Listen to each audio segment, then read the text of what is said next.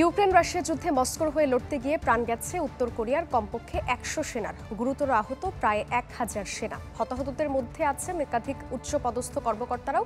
এমন তথ্য নিশ্চিত করেছেন দক্ষিণ কোরিয়ার সংসদ সদস্য লি সাং-কউন। জানান, অপরিচিত যুদ্ধক্ষেত্র এবং ড্রোন যুদ্ধের অভিজ্ঞতা না থাকায় এই হতাহতের ঘটনা ঘটেছে। জানা গেছে, অক্টোবর মাসে উত্তর কোরিয়া রাশিয়াকে সহায়তায় ১০,০০০ সেনা পাঠিয়েছে।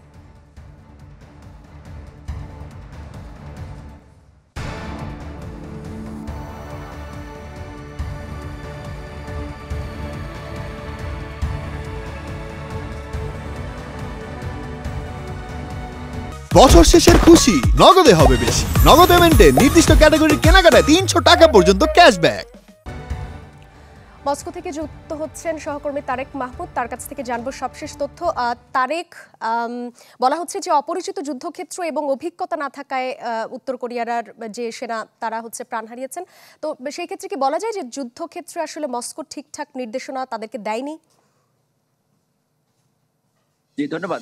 দেখুন, ইউক্রেনের পক্ষ থেকে যেটি বলা হচ্ছিল, কুর্স্ক, রাশিয়ার যে সীমান্তবর্তী শহর কুর্স্ক অঞ্চলে যেটি ইউক্রেনের বাহিনী নিয়ন্ত্রণে নিয়েছিল, সেখানে উত্তর কোরিয়ার ১০,০০০ সৈন্য সেখানে যুদ্ধ করছিল, যেটা রাশিয়ার পক্ষ থেকে আসলে অফিসিয়ালি ব্যাপারে কোনো কিছু বলা হয় না, এবং হতাহতের বিষয়েও রাশিয়ার পক্ষ থেকে এই বিষয়ে কোনো মন্তব্য আমরা এখন পর্যন্ত দেখি নাই।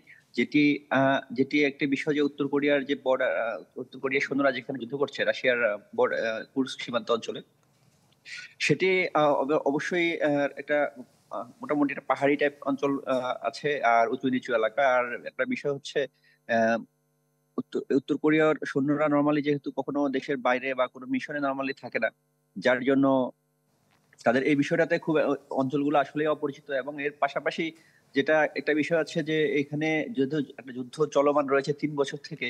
এখানে খুব এখানে মানে পর্যাপ্ত ট্রেনিং বা এই হয়তোবা সময় হয়তোবা ছিল না, বা ওরা সরাসরি যুদ্ধক্ষেত্রে চলে গেছে। এটা একটা অবশ্যই একটা বড় কারণ হতে পারে। তবে রাশিয়ার পক্ষ থেকে যেটা বলা হয়েছে, কুর্স্ক অঞ্চলটি তার বেশিরভাগ অঞ্চলই তারা আবার ইউক্রেনের কাছ থেকে পুনরুদ্ধার করেছে। তো তবে এই যে সৈন্য হতাহতের বিষয়ে কিন্তু রাশিয়ার পক্ষ থেকে আমরা এখনো অফিসিয়ালি কোনো মন্তব্য পাইনি। তারেক, আপনাকে অনেক ধন্যবাদ। মস্কো থেকে যোগ দিয়েছিলেন সহকর্মী তারেক মাহমুদ।